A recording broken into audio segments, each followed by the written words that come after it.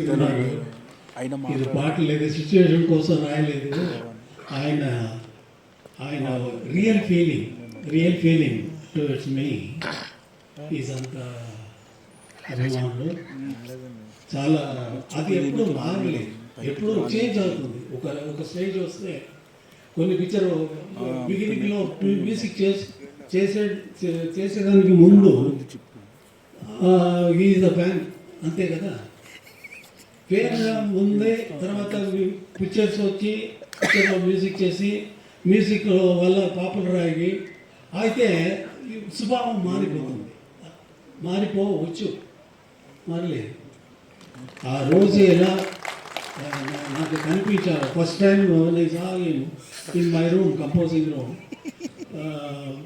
What ఎలా చూసానో అలాగే ఉన్నారు. అది కూడా మనసు కదా, మనసు వల్ల కదా మనం మనుషుడు అయ్యాము కదా. అలాగే ఉన్నారు, అలాగే ఉండాలి. దేవుడు ఈ పిక్చర్కి ఆశీస్సులు అందరికీ, దీంట్లో పనిచేసిన ఈ పిక్చర్లో పనిచేసిన అందరికీ లాంగ్ లైఫ్, ఫేమ్ అని ఇవ్వాలని కోరుకున్నాను, అంతే.